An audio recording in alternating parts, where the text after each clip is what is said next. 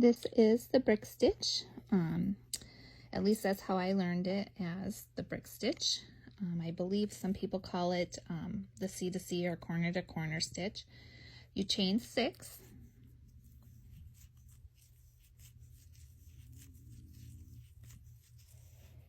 And then you're going to double crochet in your 4th, 5th, and 6th chain from hook. So we're going to start with the 4th chain. So remember, the loop does not count as a stitch. So 1, 2, 3, 4. So we're going to double crochet in that 4th chain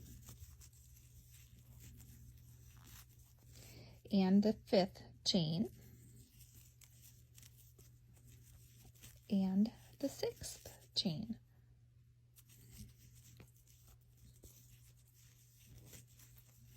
So our first brick has been completed.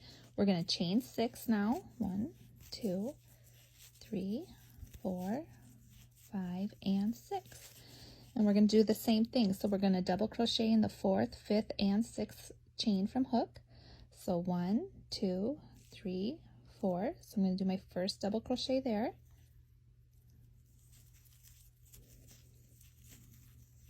And then I'm going to do another double crochet in the 5th chain. And another double crochet in that 6th chain. So your work is looking like this. Now the next step is we take this first brick and we flip it up. And now the chain 3 loop is right here. So we're going to slip stitch underneath that chain 3 loop. And then we're going to chain 3.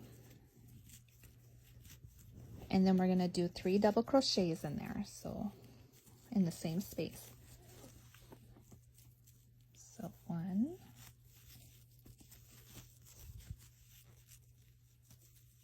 2, and 3.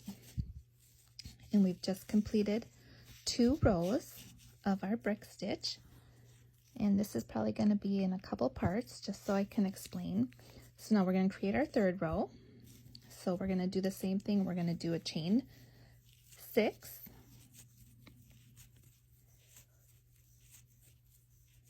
And we're going to double crochet in the 4th, 5th, and 6th chain from hook. So 1, 2, 3, 4.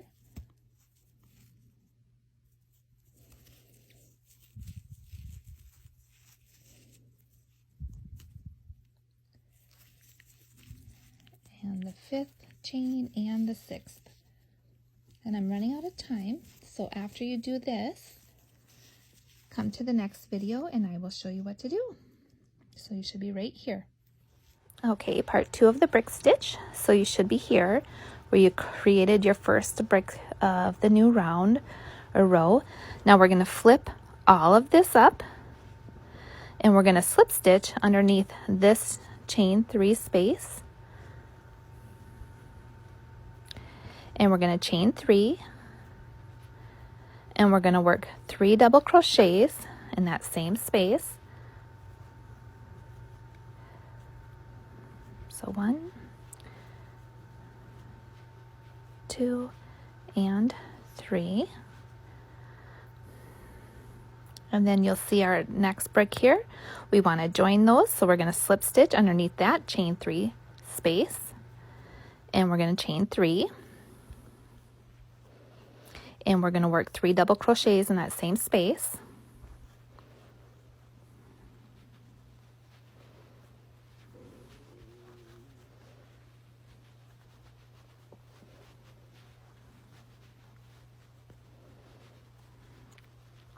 And you'll see our 3rd row is completed. So now we're going to go ahead and we're going to create our next row. So it's just a repeat how we've been doing it, where we chain 6 and then we double crochet in the 4th, 5th, and 6th chain from hook, and then we flip it up, slip stitch underneath the chain 3 of the next brick, and so forth, and you keep going that way to increase.